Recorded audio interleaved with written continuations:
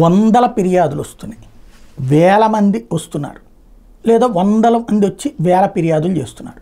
అటు జనసేనకైనా ఇటు తెలుగుదేశం పార్టీకైనా చూడాల్సింది ఏంటి, అక్కడ ఆ ఫిర్యాదు ఏంటి, వాటి వెనకాల ఉన్న వాస్తవం ఏంటి.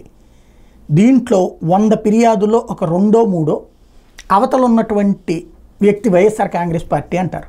అడేం జగన్ మాట వినే మనిషి కాదు, లోకల్గా ఉన్నోడో ఉంటాడు.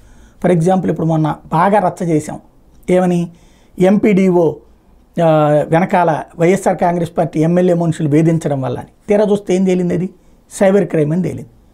అట్లాగే ఉంటాయి, నిజం కంటే కూడా విషయాన్ని చెమ్ముతూ ఉంటాడు.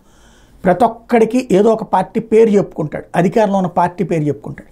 వాడు నేరాన్ని నేరంగా ప్రొజెక్ట్ చేయకుండా చేస్తే, ఇప్పుడు ఫర్ ఎగ్జాంపుల్ మొన్న అందరూ ఏమన్నారు, రషీద్ కేసు. నేనైతే అది కూడా క్లియర్గా చెప్పాను. రషీద్ కేసులో అది జగను చేయించడు, చంద్రబాబు చేయించడు.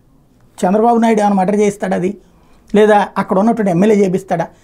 వాడికో ధైర్యం వచ్చింది, తెలుగుదేశం పార్టీ వెనకాల ఉంటుంది, నన్ను ఏం చెయ్యరు అన్నట్టు. అంతే, అది ఎందుకు వస్తుంది, తప్పు చేసేవాడిని కాపాడతారు అన్నటువంటి ధైర్యం రాకూడదు. ఇప్పుడు జరుగుతున్నది పత్రికలు రాస్తున్న వార్తలతో ప్రతి అంశాల్లో రాజకీయం.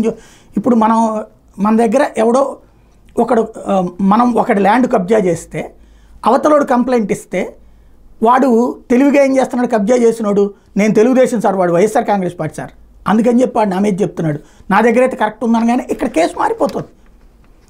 ఇదివరకు అయితే ఇట్లాంటి వాటి మీదన డీటెయిల్డ్గా రిపోర్టర్లు కూర్చుని వివరాలు చెక్ చేసి ఆ తర్వాత వార్తలు రాసేవాళ్ళు. ఇప్పుడు ఆ పైన పాయింట్ల చుట్టూతా నడుస్తుంది. నిజమైన సమస్యలు కనుక ఐడెంటిఫై చేస్తే అద్భుతమైన పరిష్కారం ఉంటుంది, లేకపోతే రాజకీయాల కోసం రాసుకుంటానే ఉండటం నడుస్తుంది.